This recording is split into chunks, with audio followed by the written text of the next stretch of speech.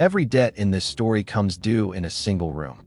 A secret Askeladd has buried since childhood, dragged into the light by the one king cold enough to see through him. A choice with no survivable answer. A loyal brute who wants one honest word before the end. And Thorfinn, standing closer than he's ever been to the moment he's bled years for. What happens next isn't the revenge anyone imagined. It's something far crueler. Two broken boys. One poured his loss into hate and went hollow. The other poured his into ambition and went cold. And the clever man who shaped both of them still thinks he's the one holding all the strings. He's about to find out he was wrong. But before the kings and the crowns and the final betrayal, the story makes Askeladd pay a smaller, more personal price first. And it's Bjorn. Through every scheme and every betrayal, Bjorn has been the one man who actually stood beside Askeladd. Not out of fear, not for a cut of the loot, but something close to real loyalty. All he ever quietly wanted was to be called a true friend, just once. And in the chaos of the band turning on itself, the two of them end up facing each other in a duel. Bjorn, half lost to his berserker rage from the mushroom, fights the only man he ever cared about. Askeladd wins. Of course he wins. And then he kneels and holds his dying friend, and he finally gives him the honest answer he withheld for a lifetime. Yes, you were my one real friend. Bjorn dies almost happy, and Askeladd, the man who claims to believe in nothing, is left a little more alone, a little more ready for the end he can already feel coming for him. Because everything in this story, every battle, every betrayal, every year of Thorfinn's wasted youth, has been quietly building toward a single room and a single confrontation, where all the masks finally come off at once. To understand the ending, you have to understand the secret Askeladd has carried his whole life. He acts like a rootless, cynical mercenary who believes in nothing and loves no one. But that's armor. And it's the best armor he owns. The truth is that Askeladd is of Welsh blood. His mother was a slave, stolen out of Wales. And he was raised on the old legends of a once and future king, one who would return to drive out the invaders and save their people. Underneath all the scheming and the cruelty, Askeladd loves exactly one thing in this world. He loves Wales, and he has spent his entire life quietly, secretly shielding it from the chaos of ambitious kings, while pretending to be nothing more than a sword for hire. Now bring in the most powerful man on the whole board, King Sweyn, the Danish king, Canute's own father. Sweyn is old, brilliant, and absolutely glacier cold. He looks at his transformed son and no longer sees a child. He sees a rival for his throne. He looks at Askeladd and sees a clever little tool that has finally outlived its usefulness.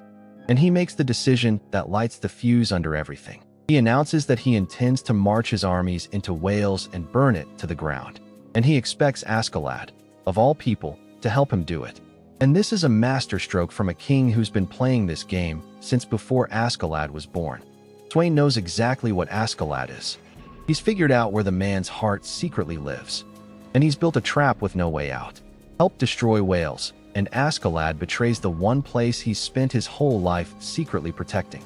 Refuse, and Sweyn brands him a traitor and crushes him on the spot. The old king is almost smiling, because for once, the cleverest man in the room has been read like an open book. Askeladd spent a lifetime making sure nobody ever saw the real him. And the one time it truly matters, somebody did. So Askeladd is handed an impossible choice. Serve his king and stand by while his homeland is slaughtered. Or betray the single most powerful man alive and die horribly for it. He chooses Wales. After a whole lifetime of believing in nothing, he chooses the one thing he actually loves. In front of the entire assembled court, Askeladd makes his move. He kills King Sweyn. He cuts down the ruler of an empire to protect a small, green, faraway country that most of the men in that room have never even seen.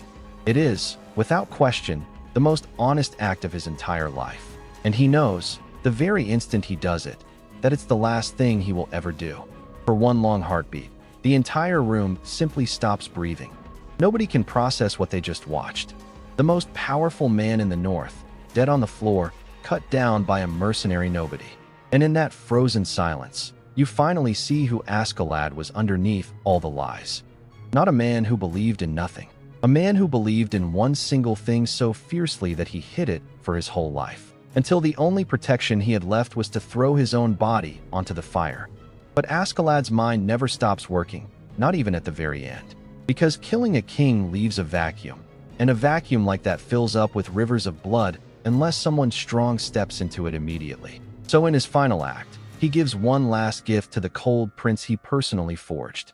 He makes himself into a monster one more time.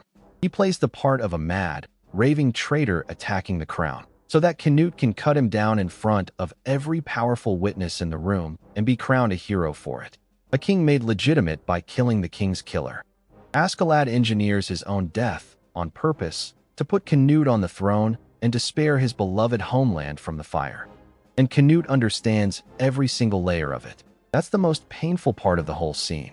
The two of them lock eyes across that room, and they both know exactly what is happening and exactly why. Canute raises his blade, and he kills Askeladd, not in hatred, in something much closer to grief and respect and the unbearable weight of becoming the very king that Askeladd always believed he could be. Now, remember the boy. Remember Thorfinn. Thorfinn has waited years for this exact moment. His entire identity, every brutal mission, every lost duel, every cold and joyless and friendless day, all of it pointed at one single thing. He would be the one to kill Askeladd by his own hand. That was the meaning of his life. That was the floor holding him up over the void. And he watches someone else do it, right there in front of him. In one clean stroke, the man he hated, the purpose he lived and breathed for, the debt his whole soul existed to collect, all of it is just gone, taken by another hand entirely, for reasons that have nothing to do with him or his father or that frozen afternoon on the sea. Thorfinn screams. He throws himself at Canute in blind, desperate, animal fury, because the rage is all he has and now it has absolutely nowhere left to go. And he's beaten down, overpowered, and dragged away. The revenge he organized his entire being around evaporates in a single instant. And what's left underneath it, finally dragged out into the open air, is the exact thing he's been running from since he was a small boy on a longship. He doesn't even fight well. The deadliest young killer in the band, the boy who put fear into hardened veterans, suddenly swings like a child again, wild and weeping and useless. Because this was never really about skill. It was about meaning. And his meaning is lying still in the snow, taken by the wrong hand. They overpower him, tie him up, and haul him away, and he barely resists, because there's almost nothing left inside him to resist with. Nothing. There's nothing there. There never was. This is the cruel, quiet, beating truth at the center of the whole season. Revenge was never going to fill the hole his father's death tore in him. It was only ever a lid sitting on top of it. As long as Askeladd was alive, Thorfinn could tell himself he had a reason to wake up, a reason to keep being this hollow and hateful thing. Now the reason is dead in the snow, and Thorfinn is forced to stare straight into the empty place where an entire life should have been growing all these years. He gave his childhood, his warmth, his future, his every waking thought to hatred. And hatred gave him back exactly nothing. An empty hand and an empty chest. Think all the way back to his father on that ship. Thors lowered his weapon and chose to die, saying that a true warrior needs no sword, that no one is truly your enemy. For years, those words sounded like pathetic weakness to Thorfinn. The naive softness of a man who got himself killed believing it. But standing here now, hollowed out, robbed of the one thing he lived for, the words begin to mean something he isn't ready to hear yet. Thors had already understood and paid for that understanding with his life. The very thing his son is only now starting to feel down in his bones. That a life built entirely on killing leads absolutely nowhere. That hate is a long, cold road with no destination at the end of it. Just more cold. And look at the terrible symmetry the story builds on purpose. Thors died lowering his sword to save his son. Askeladd died raising a false madness to save his homeland and the prince he forged. Two men who, in the very end, gave their lives for something larger than themselves. And caught between them stands Thorfinn, who spent those exact same years pouring his life into something so much smaller than himself, into hate, and ended up holding nothing at all. Both of the father figures in this story understood the thing he couldn't. That what you choose to live for is the only thing that decides whether your life ever meant anything. And remember Vinland, that warm, green, Open land across the Western Sea, with no war and no slavery. The dream a small boy carried in his chest before the whole world turned to ice. It's been buried under blood and snow this entire time. But here's the thing. It's still out there. It's still real. It's still waiting. And the empty, broken young man kneeling in the snow is, without realizing it yet, finally standing at the exact place where he has to choose. Keep living for death, or get up, someday, and go find something worth living for. That's the real story of this season. Not Vikings, not longships, not the wars of kings, though it has all of those in abundance. It's the story of what revenge whispers in your ear, and what it actually drops into your hands at the end. It promises you peace, closure, meaning, a way to finally be whole again. And it delivers an empty boy on his knees in the snow, screaming, with his enemy dead by someone else's blade and his own heart just as hollow as the day it first broke.